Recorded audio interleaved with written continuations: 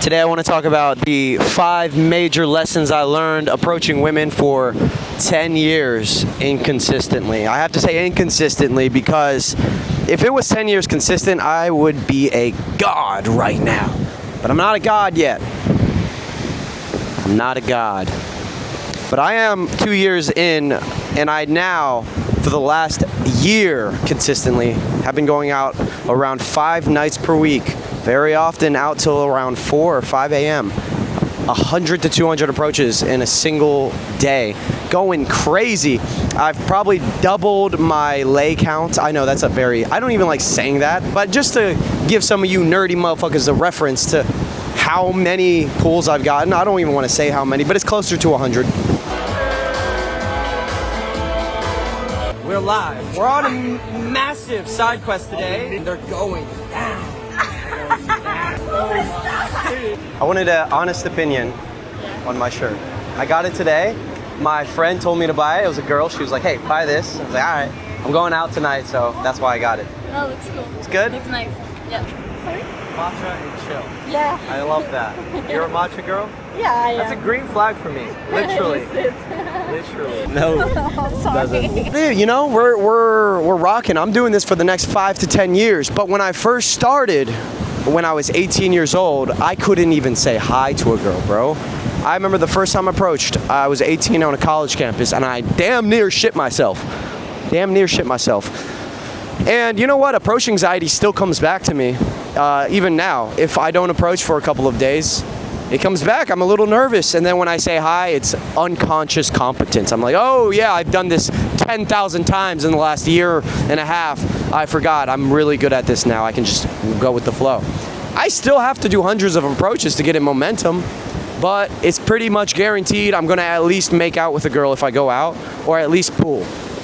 Not because I'm special, not because I'm any different than you. I'm the same as you, bro. I'm not even that good looking. I'm just a normal guy. I'm got chubby. I'm not even saying that to brag. I've lost a little weight, but I'm just saying, like, the only reason I do that is because I go out and I approach a lot. So I know a lot of chads but who can't approach, and they don't get results because they can't approach. And I know how to hold frame. I know how to go out consistently and build momentum.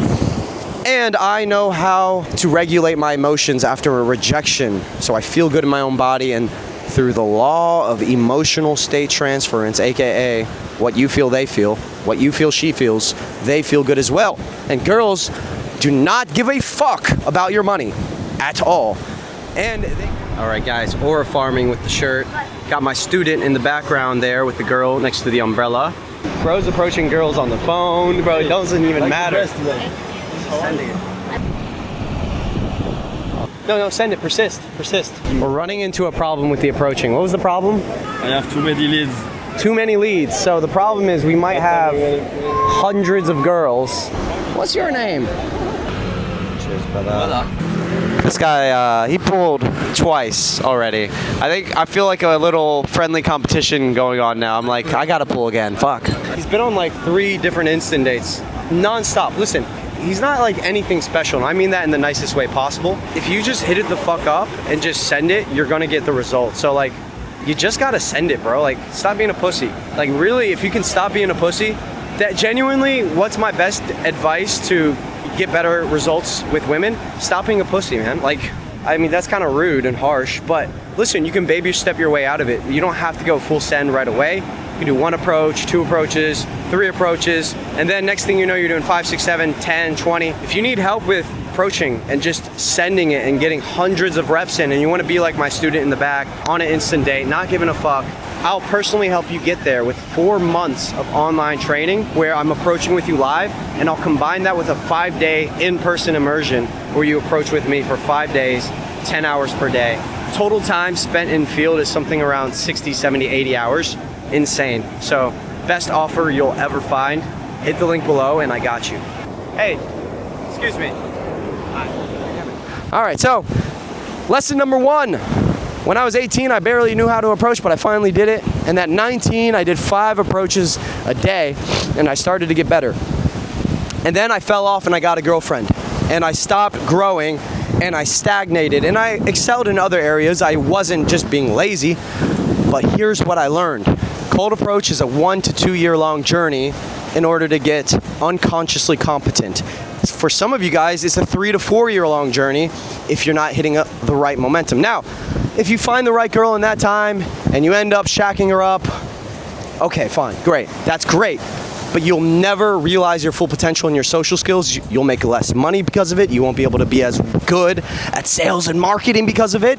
And you won't have the reps and you won't be able to do the reps. So this is why it's a good thing to start young, so you can, over the course of 2 to 3, 4 years, or even 1 year at least, if you're gonna hit it up hard, get around 10,000 reps, 10,000 approaches. I think that's a solid number. 1,000, that's light work. I do that in 2 weeks. Actually, I do that in 2 weeks. Actually, I know, that sounds crazy. I do about 1,000 approaches every month, minimum, because I run immersions. And even when I'm not on immersion, I immerse my goddamn self, because that's where I get the best results, is when I don't have to coach a beginner. I get paid not to get laid, actually, most of the time. So, if you want to do an immersion, hit the link below. I got you, brother. I'm in a goofy mood because I've been going out for 4 days, 3 days, 5 days, 10 million fucking days straight, and I'm feeling good. And I'm half asleep because I barely sleep. I was up till 5 a.m. My student almost pulled. He's already pulled 3 times. Shout out to that motherfucker. He's crushing it. He's a unicorn student though. He's one of those guys that kind of already has game and decided to do an immersion for whatever reason. Don't ask me why. Hey, he got laid 3 times, and if he continues the journey, he will become at an elite level. He might help me run boot camps, but that's if he continues it. And that leads me to lesson number 2. Consistency is king in this game. Listen, I don't care if you don't like cold approach. I don't care if you don't like talking to women. I don't care if they're mean. I don't care if it's hard. I just want you to do the goddamn reps. Every single week, you should be doing at least 3 sessions per week. Even if you're a busy guy, it gives you energy, it gives you social skills, it gives you networking opportunity, it gives you dates, it gives you intimacy, it should recharge you. But if it doesn't do any of that, you gotta go out and get the reps in. 2 to 3 sessions a week, every single week. When you go to the gym, do you go once per week? No, you go like 5 times a week. Why are you treating your dating life like it's not important? What's wrong with you, bro? And then you cry and you say it's your looks, and you go online and you say all this bullshit. It's annoying. Bro, consistency is absolutely the name of the game. You gotta go out every single week. If you're gonna do an immersion, you gotta go out every single week, and you gotta get better at it. And you gotta treat it like it's a long-term skill. Stop seeing this as it's this one-time thing that you get better with women and then it's done. It's like an art, it's like a skill, like boxing. Like you go up and you show up every single day and you get better and you get that muscle memory, you get into momentum, and you have periods of immersion and periods of maintenance and periods of where you don't really do a lot at all, and then you realize that that shit sucks, and when you're not in momentum, you're bored as fuck, and the fruit of life, the joy of life is actually going out and talking to women and talking to people and networking and getting into social momentum. So, consistency. I don't care about your bullshit limiting beliefs. You just show up. All of it will fix itself, I promise. That's actually all it is. Guys will do anything but go out and approach. So that leads me to lesson number 3. Logistics is actually the problem sometimes. A lot of you guys think it's okay to live in a shit city or in a small city when you're young and you don't have any fucking women in your life and you have no social skills. A lot of you guys think it's okay to live in a city where there's no women. That is fucking weird. What are you doing in a small town? It's 2026. We're not in a village community life anymore. We're not in a tribal life anymore. You motherfucker, you need to live in a city where there are people talking to people and networking and beautiful women and cool people around. That's how you grow, that's how you learn. Now, you should also, in my opinion, spend a lot of time in nature, like I am now, and going in Bali, but you have to be based in a big city. If it's gonna cost you 10x, good. That's the cost of being where all the action is and living a real life. It's either that or just completely confine yourself to nature and never fucking live anywhere ever, and the waves, get my shoes wet. I had a client the other day, he said, hey, I live in a village with like 500 people. The bars are only full of old people. No one talks to each other. Everyone's lonely. Should I move out? I'm considering it. I'm like, why is this even a thought?